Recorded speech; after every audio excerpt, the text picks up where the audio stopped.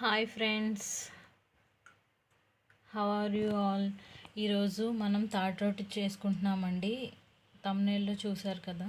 So మనం ముందుగా తాటి రొట్టె తయారు చేసుకోవడానికి తాటికాయ నుంచి ఈ గుజ్జు తీసుకోవాలన్నమాట. అది ఎలా తీసుకోవాలో ఇప్పుడు మా మమ్మీ చేసి చూపిస్తారు. అందరూ చూడండి.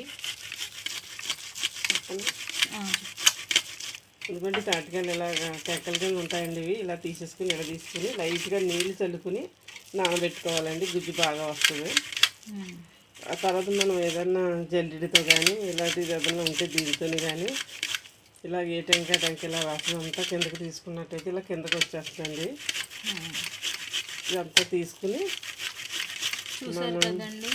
ఏదైనా బెజ్జాలు ఉన్న గరిటె కానీ లేదా ఇలాంటిది కానీ అందరింట్లోనే ఉంటాయి కదా, దాంతో మనం ఇలా రఫ్ చేసుకోవాలండి. ఇలా రఫ్ చేసుకుంటే మనకి గుజ్జు అంతా వచ్చేస్తుంది. ఇదిగోండి మాకు ఇలా వచ్చిందండి. 2 కాయలండి ఇవి. మాకు మేము 2 కాయలు తీసుకున్నామండి. ఒకటేమో పెద్దకాయ, ఒకటి చిన్నకాయ. మాకు ఇంత గుజ్జు వచ్చిందనమాట. దీన్ని బట్టి మనం మిగిలిన ఐటమ్స్ యాడ్ చేసుకుందాం. ఈ తాటి రొట్టెకి మనకి బియ్యం నూక కావాలండి. అది ఎలా తయారు చేసుకోవాలో చెప్తారు ఇప్పుడు. ఈ బియ్యం నూక ఎలా తయారు చేసుకోవాలమ్మా? ఇది మనం రైస్ అండి. రైస్ని నానబెట్టుకుని ఆరబెట్టుకుని నూకని చేసుకోవాలండి. ఇది మనం ఉప్మా చేసుకుంటాం కదండి, బియ్యం రవ్వతో ఉప్మా. ఆ రవ్వ సరిపోద్దండి దీనికి. అది ఇలాగా కాసేపు నానబెట్టుకుని రేషన్ బియ్యం కడిగేసి ఆరబెట్టుకుని మనం ఉప్మా చేసుకుని ఉప్పుడు పిండికి అది చేసుకుంటాం కదా, ఆ నూక అయితే సరిపోద్దండి. ఓకే. రైస్ అండి, రేషన్ బియ్యం నానబెట్టుకుని కొంతసేపు ఎండలో ఆరబెట్టి తర్వాత మిక్సీలో మనం బియ్యం నూక తయారు చేసుకోవాలండి. ఆ నూకని మనం ఇందులో వేసుకుంటున్నాం అన్నమాట. ఇప్పుడు మనం దీనికి కొలత అంటే మేమైతే కొలతగా ఏం పెట్టుకోమండి. దీనికి మనం ఇడ్లీ పిండి వేసుకుంటాం కదండి, ఇడ్లీకి వేసుకుంటాం కదా, నూక కలుపుకుంటాం కదా మినప్పిండి, అలా అలా చూసుకుంటే సరిపోద్దండి. ఇందులో తర్వాత మరి బెల్లం కూడా వేసుకోవాలండి.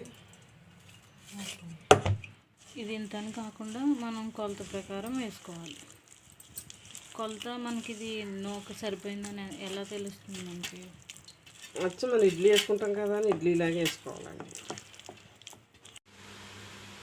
చూడండి, మనం నూక ఇలా కలుపుకోవాలన్నమాట. మాకైతే 1 కప్పు మనకి గుజ్జు వచ్చిందనుకోండి, మనకి నూక ఎంత పడిందమ్మా? మనకి కప్పు గుజ్జుకి 1.5 కప్పుల దాకా పడి ఉండొచ్చు. చూసుకోవాలి. ఓకే. ఇప్పుడు చూసారు కదండి, కప్పు గుజ్జుకి 1.5 కప్పుల నూక దాకా పడింది. మనం ఇడ్లీకి తయారు చేసుకుంటాం కదండి కన్సిస్టెన్సీ, మినప్పిండి అలాగే ఇడ్లీ నూక 2 మిక్స్ చేస్తే మనకి ఇడ్లీ ఎలా రావాలి ఆ కన్సిస్టెన్సీని దీన్ని మ్యాచ్ చేసుకుంటే సరిపోద్ది అనమాట. అలాగే మాకు కప్పు పల్ప్కి గుజ్జుకి 1.5 కప్పుల నూక మనం రెడీ చేసుకోవాలి.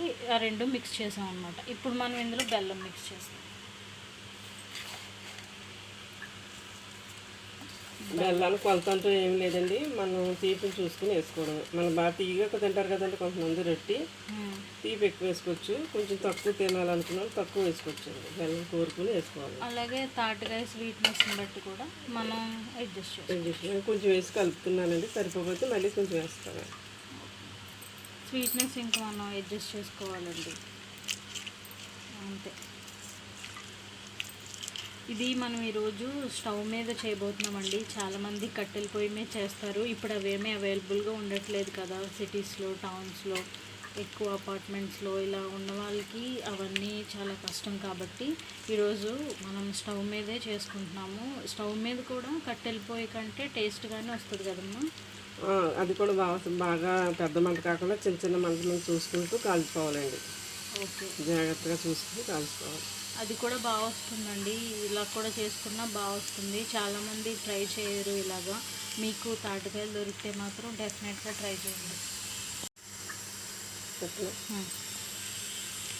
మనం ఇలా బెల్లం, ఈ తాటి పేసు, ఈ నూక అన్నీ కలిపేసుకున్నాక 1 గంట అలా నానబెట్టుకోవాలండి.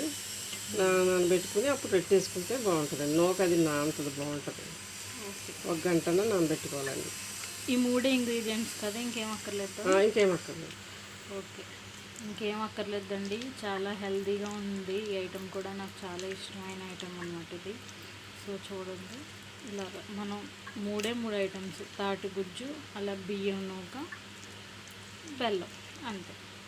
ఇదిలో బాగా స్వీట్నెస్ అవన్నీ చెక్ చేసుకోండి. ఇలా ఉండాలి. కన్సిస్టెన్సీ చూపించమ్మా సార్, పిండి ఎలా ఇందులో వాటర్ కట్ట పోసుకోకూడదండి. నూక నానబెట్టుకుని నీళ్ళు ఉంటే పిండి వేసుకోవాలండి. తక్కువ నీళ్ళతో నూక నానబెట్టుకుంటే మనకి పిండుకునే అవసరం రాదండి.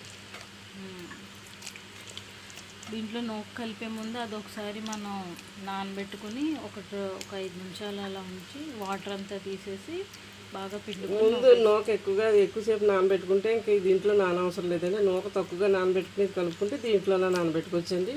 విడిగా నూక కూడా నానబెట్టుకోవచ్చండి.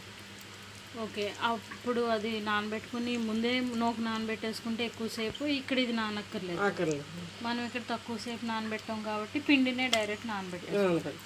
మీ అవైలబిలిటీని బట్టి మీరు నూక నానబెట్టుకుంటే పిండి ఎక్కువ నానబెట్టక్కర్లేదండి. ఇలా తయారు చేసుకున్న తర్వాత ఫస్టే మీరు బియ్యం నూకను నానబెట్టుకుంటే, లేదు బియ్యం నూక నానబెట్టుకోకపోయినా ఇలా మీరు పిండి చేసుకుని గంటనైనా నానబెట్టుకోవచ్చు. చూడండి, గంట నానబెట్టుకున్న తర్వాత పిండి ఈ విధంగా ఉంటుందన్నమాట. ఇప్పుడు దీన్ని మనం రొట్టె వేసుకున్నాము. స్టవ్ వెలిగించుకున్నాం అండి, మూకుడు పెట్టుకున్నాము. మూకుట్లో కొంచెం నూనె వేసుకోవాలండి. ఒక మూకుడు పెట్టుకున్నామండి, మనం ఈ మూకుట్లోనే వేసుకుంటున్నాము. స్టవ్ మీదే వేస్తున్నాం కదా, చూడండి.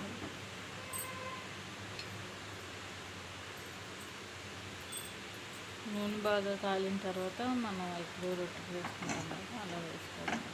ఇలాగంతా ఇలా చేసుకోవాలండి. ఓకే. ఇలా మూకుడు అంతా ఇలా చేసుకోవాలండి.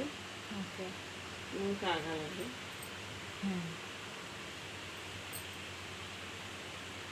కాగాక మనం రొట్టె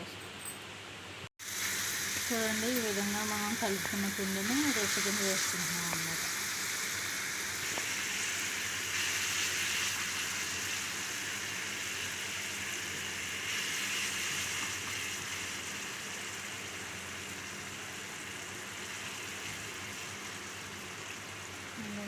ఒక పెద్ద రొట్టె వేసుకోవాలి. ఇది ఎప్పుడూ కూడా కొంచెం మందంగా వేసుకుంటేనే టేస్ట్ ఉంటుందంట.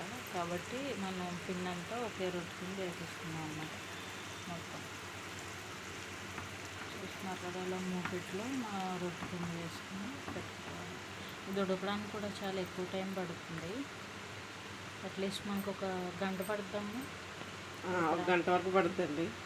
అలాగని పెద్ద మంట మాత్రం పెట్టుకోకూడదండి. బాగా పెద్ద మంట కాకుండా కొంచెం ఖాళీ దాకా కొంచెం మంట సిమ్ మధ్యలో పెట్టుకుని తిరిగేసుకున్నాక సిమ్లో పెట్టేసుకోవాలి.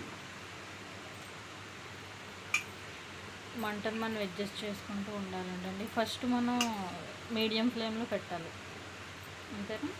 మీడియం ఫ్లేమ్లో పెట్టుకోవాలండి. ఒక పావు గంట పెట్టచ్చు మీడియం ఫ్లేమ్లో. 10 నిమిషాలు అలాగా మీడియం ఫ్లేమ్ పెట్టాలండి. తర్వాత చిన్న మంట పెట్టుకోవాలండి. ఇది వరకే దీని ఏదైనా బొగ్గులు ఉన్నవాళ్ళు దీని మీద ఏదైనా ప్లేట్ కానీ ఏదైనా వేసుకుని బొగ్గులు వేసుకుంటే అండి, నిప్పులు వేసుకుంటే ఇంకా బాగా కాలుతుందండి. ఇంకా ఏం లేవు. అవన్నీ ఇప్పుడు అవైలబుల్గా ఉండవు కదండి, కాబట్టి మనం ఇది నార్మల్గా మూత పెట్టేసుకుని పెట్టేసుకుంటాం. ఓకేనా అండి? ఒక 10 మినిట్స్. ఓకే, మేము మూత వేసి పెడుతున్నామండి. చూడండి, ఖాళీ లేకుండా మూత పెట్టుకోవాలి. మొత్తం మూకిడికి ఏదైతే కవర్ అవుతుందో ఫుల్గా ఆ మూత పెట్టుకోండి. ఇలా మనం ఒక 10 నిమిషాలు మీడియం ఫ్లేమ్ మీద, ఒక 20 మినిట్స్ లో ఫ్లేమ్ మీద పెట్టుకుని ఉడికించుకోవాలండి. తర్వాత మళ్ళీ చూసుకుంటూ అది ఎంతవరకు కాలింది లేని మనకు తెలుస్తుంది కదా, అప్పటి వరకు అలా ఉడికించుకుంటూ ఉండాలి. చూడండి ఫ్రెండ్స్, 1.5 అవర్ తర్వాత ఒక ఎమ్మి అదిరిపోయే తాటి రొట్టె మనకి రెడీ అయిపోయింది. పర్ఫెక్ట్ టేస్ట్ అండ్ కన్సిస్టెన్సీ వచ్చిందండి.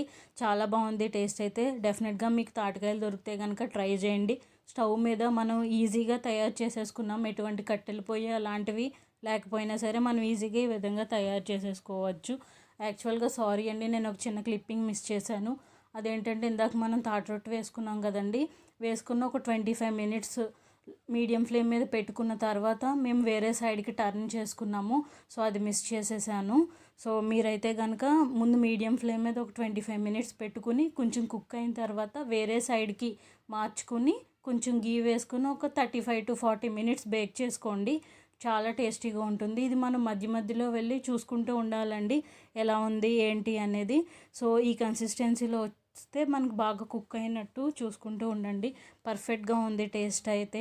వీడియో నచ్చితే లైక్ చేయండి, షేర్ చేయండి. అలాగే మరిన్ని కుకింగ్ వ్లాగ్స్ కోసం, అలాగే మరిన్ని మంచి వీడియోస్ కోసం మన ఛానల్ని సబ్స్క్రైబ్ చేసుకోండి, సపోర్ట్ చేయండి.